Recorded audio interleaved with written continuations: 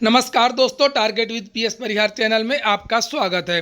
सुबह की इस वीडियो में ऐसी सूचनाएं होती हैं जो विभिन्न समाचार पत्रों पर छाई हुई होती हैं और विद्यार्थियों के लिए आवश्यक होती हैं। तो आइए शुरू करते हैं और देख लेते हैं कि आज के समाचार पत्रों में ऐसी कौन कौन सी सूचनाएं हैं। तो वीडियो को जल्दी से लाइक कर दें, शेयर कर दें और जिन छात्रों ने चैनल को अभी भी सब्सक्राइब ना किया हो तो जल्दी से सब्सक्राइब कर लें ताकि आप लोगों को भी इसी तरीके की ऑथेंटिक अपडेट सबसे पहले मिलती रहें। सुबह के वीडियो में कुछ सूचनाएं छूट गई थी, इसलिए ये वीडियो दोबारा बनाना पड़ा। सुबह का वीडियो थोड़ा सा बड़ा भी हो जाता है। देखते हैं शेष सूचनाओं को। पहली सूचना है पीजीटी की। जिस तरीके से आपको थंबनेल दिख रहा है उसी तरीके से सूचनाएं बताई जाएंगी। यहाँ पर लिखा है पीजीटी 2021 5 मिनट में नौकरी टूटेगा रिकॉर्ड। टूटेगा रिकॉर्ड इसलिए कि जो साक्षात्कार हो रहा है वो उसका रिकॉर्ड टूट रहा है। एक दिन में 500 विद्यार्थियों का साक्षात्कार कराया जा रहा है। इसको लेकर के प्रश्न चिन्ह उठ रहे हैं कि आखिरकार 5 मिनट में कैसे विद्यार्थी की योग्यता को नाप लेंगे चयन बोर्ड के सदस्य। लिखा है कि सिर्फ 5 मिनट में परखेंगे भावी शिक्षक की योग्यता। अशासकीय सहायता प्राप्त माध्यमिक स्कूलों में पीजीटी प्रवक्ता 2020 भर्ती के लिए लिखित परीक्षा में सफल अभ्यर्थियों के साक्षात्कार 5 अक्टूबर से शुरू होने जा रहे हैं। सुप्रीम कोर्ट के आदेश पर 31 अक्टूबर से पहले भर्ती पूरी करने के लिए उत्तर प्रदेश माध्यमिक शिक्षा सेवा चयन बोर्ड ने एक दिन में रिकॉर्ड अभ्यर्थियों को बुलाने की तैयारी की है। एक इंटरव्यू बोर्ड को प्रतिदिन 100 अभ्यर्थियों का साक्षात्कार करने की जिम्मेदारी दी गई है। वर्तमान में 5 सदस्य होने के कारण 5 बोर्ड गठित होगा, लिहाजा एक दिन में 500 अभ्यर्थियों के साक्षात्कार होंगे, जबकि इससे पहले एक दिन में कि औसतन केवल 40-50 और अधिकतम ज़्यादा से ज़्यादा 60 छात्रों का ही साक्षात्कार होता था। ऐसे में साक्षात्कार की गुणवत्ता पर प्रश्न उठना स्वाभाविक है। इंटरव्यू सुबह 9 बजे शुरू होकर शाम 5 बजे या अधिकतम 6 बजे तक चलते हैं। बीच में 30 मिनट का लंच ब्रेक भी होता है। नाम 30 मिनट का होता है लेकिन कम से कम 1 से 1.5 घंटे का इंटरव्यू जो इंटरवल होता है वो होता है। तो आखिरकार ऐसा भी हो सकता है कुछ विद्यार्थियों को 1 मिनट 2 मिनट का ही समय मिले, तो कैसे विद्यार्थियों से क्वेश्चन पूछेंगे, क्या करेंगे। हालांकि ये बात किसी से छुपी नहीं है कि जो इंटरव्यू किस तरीके का होता है चयन बोर्ड में सब कुछ पहले से फिक्स रहता है और शायद यही कारण है कि इंटरव्यू इस बार केवल औपचारिकता मात्र का होगा। लिखा है कि यदि 9 से 6 बजे तक की टाइमिंग अगर मान भी लें तो भी अगर 9 बजे से साक्षात्कार शुरू भी हो जाएगा शाम को 6 बजे तक, तब भी 100 अभ्यर्थियों का साक्षात्कार लेने के लिए एक बोर्ड को कुल 8.5 घंटे यानी कि 510 मिनट का समय मिलेगा। यानी कि प्रत्येक भावी शिक्षक की योग्यता परखने के लिए इंटरव्यू को औसतन ज़्यादा से ज़्यादा एक विद्यार्थी को 5 मिनट ही दे पाएगा।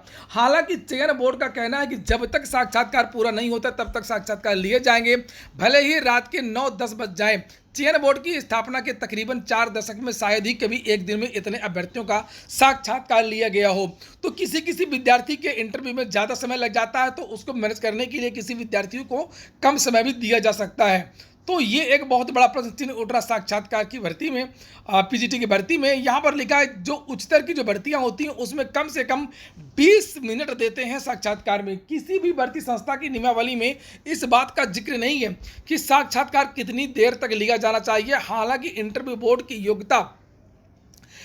बोर्ड अभ्यर्थी की योग्यता परखने के लिए पर्याप्त समय लेता है। उत्तर प्रदेश उच्चतर शिक्षा सेवा आयोग इंटरव्यू बोर्ड अशासकीय सहायता प्राप्त महाविद्यालयों में असिस्टेंट प्रोफेसर पद पर भर्ती के लिए एक अभ्यर्थी का कम से कम 20 मिनट समय लेता है।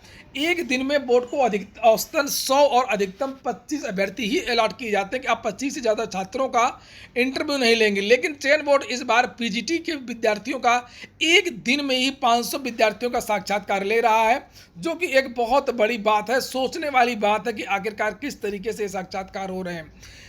वहीं पर ऊपर लिखा हुआ है कि यहाँ पर देखिए सहायता प्राप्त माध्यमिक विद्यालयों में प्रवक्ता भर्ती का यह मामला जिसकी चर्चा हो रही है। माध्यमिक शिक्षा सेवा चयन बोर्ड में रिकॉर्ड संख्या में लेगा साक्षात्कार। 5 अक्टूबर से साक्षात्कार। एक बोर्ड एक दिन में 100 का इंटरव्यू लेगा। एक अभ्यर्थी के लिए औसतन 5 मिनट का समय लगेगा। हालांकि पीजीटी के अभी केवल 11 विषयों का जो परिणाम है वो जारी किया गया है। अभी 12 विषयों का जो परिणाम है वो और जारी किया जाना है और ऐसी उम्मीद है कि अगले सप्ताह जो शेष विषय हैं उनका जो परिणाम है वो जारी कर दिया जाएगा। अगली सूचना है उत्तर प्रदेश अधीनस्थ सेवा चयन आयोग की। सुबह की वीडियो में यह सूचना छूट गई थी और लिखा है आवेदन लेने के बाद जिन भर्तियों में अभी तक नहीं हुई है परीक्षा उनमें मिलेगा लाभ।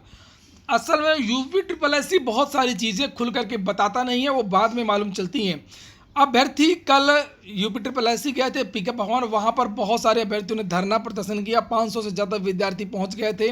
विद्यार्थियों की मांग थी कि सहायक सांख्यिकी अधिकारी की जो भर्ती है उसमें भी उनकी जो परीक्षा है वो करवाई जाए। जूनियर इंजीनियर 2016 और 18 के विद्यार्थी थे जो अपनी परीक्षा की मांग कर रहे थे। तो समझ में ये आया कि इन भर्तियों में कहीं ना कहीं कोई ना कोई जो है पेच बना करके अभी तक रखा है यूपी ट्रिपल एस ने, और सरकार ने ये भर्तियां बहुत पुरानी है, 4-4 साल 5-5 साल पुरानी है। इन भर्तियों में अभी तक जो भी समस्याएं थी उनका निस्तारण जानबूझ करके चयन बोर्ड और सरकार ने नहीं किया। मामला ये है कि ये कहा गया चयन बोर्ड से कि अब जिन भर्तियों की परीक्षा नहीं हुई है उन भर्तियों में ईडब्ल्यूएस का जो आरक्षण विद्यार्थियों को दिया जाएगा, इसके लिए पोर्टल फिर से खोला जाएगा। फिर से विद्यार्थियों से आवेदन मांगे जाएंगे। आवेदन तो वही रहेगा, उसको अपडेट करना होगा। ईडब्ल्यूएस का दावा विद्यार्थी फिर से करेंगे जिनको ईडब्ल्यूएस का आरक्षण चाहिए। चयन बोर्ड का कहना है कि ऐसा ना हो कि बाद में जो भर्ती है वो विवादों में फंस जाए और विद्यार्थी कोर्ट चले जाएं, विद्यार्थी कहें कि हमको आरक्षण क्यों नहीं दिया गया ईडब्ल्यूएस के इस भर्ती में, जबकि ईडब्ल्यूएस लागू हो चुका है। तो ये सब बातें तो पहले भी की जा सकती थी। ये अभी तक 3-4 साल क्या करते रहे हैं। फिलहाल देखते हैं हम लोग पूरी सूचना को और प्रवीर कुमार के बयान को।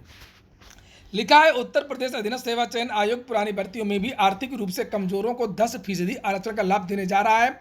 आयोग ने जिन भर्तियों के लिए पूर्व में आवेदन लिया है और उसकी अभी तक परीक्षाएं नहीं हुई है, ऐसी भर्तियों में आर्थिक रूप से कमजोर पात्र अभ्यर्थियों को लाभ देने के लिए प्रमाण पत्र लगाने का मौका मिलेगा।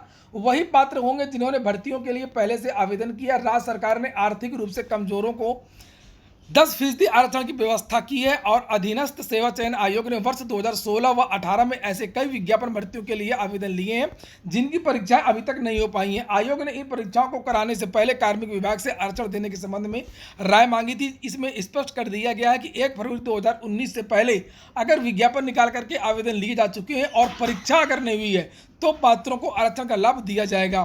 तो कुल मिलाकर के जो परीक्षाएं अभी तक नहीं हुई है उन सभी परीक्षाओं में आरक्षण का लाभ दिया जाएगा। और इन भर्तियों में अभी फिर से देरी हो सकती है क्योंकि अभी विद्यार्थियों से फिर से जो है वो आवेदन अपडेट करने का इन विद्यार्थियों को मौका दिया जाएगा। आयोग की बैठक में इस पर विचार विमर्श के बाद पुरानी भर्तियों में आरक्षण का लाभ देने का फैसला किया गया है। आयोग ने यह फैसला किया कि राष्ट्रीय सूचना विज्ञान NIC से नए सिरे से सॉफ्टवेयर तैयार किया जाए और इसमें आरक्षण संबंधी प्रावधान लागू कराते हुए पात्रों को 15 दिन का मौका भी दिया जाएगा आवेदन करने के लिए। तो कभी PET के नाम पर भर्तियों को लटकाया गया लंबा, कभी EWS के नाम पर JEE 2016, 2018 और बहुत सारी भर्तियों को लटका दिया गया पूरी तरीके से। और अब ऐसा लगता है कि ये सब भर्तियां जो हैं वो अगले सरकार में या अगले साल ही पूरी हो पाएंगी। यहाँ पर देख सकते हैं इन भर्तियों में मिलेगा लाभ। लिखा है, कृषि मंत्री संयुक्त परिषद के जो 16 पद थे उसकी भर्ती में JEE वो फोरमैन की जो भर्ती आई थी 1477 पदों की, जिसका अभी हाल ही में सिलेबस इतना जारी किया गया था। JEE सामान्य चयन 672 पदों के लिए जो भर्ती है इसमें भी आरक्षण का लाभ मिलेगा। इसमें भी विद्यार्थियों से आवेदन मांगा जाएगा। सांख्यिकी अधिकारी की जो भर्ती है 904 पदों के लिए, जिसके लिए विद्यार्थी कल धरना प्रदर्शन कर रहे थे, इस भर्ती में भी EWS का जो लाभ है विद्यार्थियों को दिया जाएगा। और अभी इनकी जो परीक्षा में इसलिए भी देरी हो सकती है। यहाँ पर लिखा कि वैसे उत्तर प्रदेश में 21% OBC को 27% और EWS को 10% रिजर्वेशन दिया जाता है। यहाँ पर प्रवीर कुमार का बयान भी छपा हुआ है। अधिनियम में दी गई व्यवस्था के तहत उन्हीं पात्रों को मौका दिया जाएगा जिन्होंने आवेदन कर रखा, जिन्होंने पहले से आवेदन कर दिया है। इसलिए इसमें किसी तरीके की कोई विधिक बाधा नहीं आएगी। फैसलों से पात्रों को राहत मिलेगी और आरक्षण का लाभ भी मिल सकेगा। राहत तब मिलेगी विद्यार्थियों को जब विद्यार्थियों की भर्ती पूरी हो जाएगी। इस तरीके से विद्यार्थियों को राहत नहीं मिलने वाली है कि PET के नाम पर EWS के नाम पर आपने भर्तियों को रोक करके रखा है, दबा करके रखा है। आपकी चाल पूरा उत्तर प्रदेश समझता है, पूरे छात्र समझते हैं। अगली सूचना है DLED परीक्षा की। दबा करके आज बहुत सारी सूचनाएं DLED की, जगह जगह की सूचना है, बहुत सारे जिलों की हैं। ये बरेली की सूचना है। 2-2 हज़ार रुपये में बेचा था DLED का पेपर। बदायूं का शिक्षक गिरफ्तार। प्रयागराज के साथियों ने परीक्षा से घंटा भर पहले व्हाट्सएप पर भेजा था पेपर। बदायूं की उस्मानी निजी कॉलेज पेपर किसी और ने बेचा, मैं तो पैसा लेने आया था, किसी ने कहा है। छात्र छात्राओं की बातचीत ने फोड़ा सातिर गैंग का भांडा। ऑनलाइन काम करता था पूरा गैंग, व्हाट्सएप कॉल पर ही बातचीत। मथुरा में भी लीक, दूसरे जिलों में भी हो रही है पड़ताल। तो DLED का बड़ा ख़राब सिस्टम है और हमेशा से पेपर आउट होता है, ये कोई नई बात नहीं है। इसके बारे में कड़ी कार्रवाई करनी चाहिए। शिक्षा की गुणवत्ता, मुख्यमंत्री खुद ही कहते हैं कि 0 टॉलरेंस और हमको गुणवत्ता युक्त जो शिक्षक हैं वो चाहिए। अगर इस तरीके के विद्यार्थी 10-10 बैक लगा करके जब पास होते हैं, वो भी पेपर आउट करा करके, जब ये विद्यार्थी नौकरी करने जाएंगे एकेडमिक के आधार पर ये मांग कर रहे हैं लगातार, तब विद्यालयों का क्या होगा। लिखा परीक्षा से पहले वायरल हुए डीएलएड के प्रश्न पत्र, डाइट प्रचार से मांगी रिपोर्ट। और ये जो सूचना है ये मंझनपुर कौशाम्बी की है, और ये जो सूचना है ये बरेली की है। और यहाँ पर लिखिए 1-1 हज़ार बरेली का रेट 1-1 हज़ार रुपये है, और यहाँ पर देखिए मंझनपुर का रेट है 1-1 हज़ार रुपये, बरेली में 2-2 हज़ार रुपये। मैनपुरी में भी देख लीजिए, मैनपुरी में से भी सूचना है डीएलएड परीक्षा पेपर वायरल करते गए 4 दबोच। दोस्त की प्रेमिका के लिए भेज दिए डीएलएड के पेपर 2 हज़ार रुपये। यहाँ का भी देखिए बरेली का है, मैनपुरी का भी है। और अगला जो मैटर है वो है आपका फिरोजाबाद, कौशाम्बी भी शामिल हो गया। तो इतने सारे ज़िलों में जो है पेपर ये आउट हुआ है, और मैंने भी इसके बारे में बहुत सारे वीडियोस पहले भी बनाए हैं, लेकिन कार्रवाई कुछ नहीं होती है। अक्सर ये देखा जाता है पीएनपी के द्वारा, ये प्रधानाचार्य के द्वारा ये कह दिया जाता है कि उक्त जो प्रश्न पत्र है वो मिला नहीं है, ये प्रश्न पत्र बाद में वायरल हुआ है और रफा दफा कर दिया जाता है। अगली सूचना है कि 29वें दिन भी जारी रहा रोजगार आंदोलन। प्रयागराज के पत्थर गिरजाघर सिविल लाइंस में ये धरना प्रदर्शन युवा मंच का लगातार चल रहा है। 30 दिनों से विद्यार्थी प्रदर्शन कर रहे हैं। विद्यार्थियों की मांग है टीजीटी पीजीटी की नई भर्ती, LT grade, UP triple SC की लंबित भर्तियां। उत्तर प्रदेश में समूह के जितने भी रिक्त पद हैं, 5 लाख रिक्त पद, उन सभी पदों को जल्द से जल्द भरा जाए। ये हो गया आज का वीडियो अगर आपको अच्छा लगा हो तो लाइक कर दें। जिन छात्रों ने चैनल को सब्सक्राइब न किया, सब्सक्राइब कर लें। पूरा वीडियो सुनने के लिए बहुत बहुत धन्यवाद।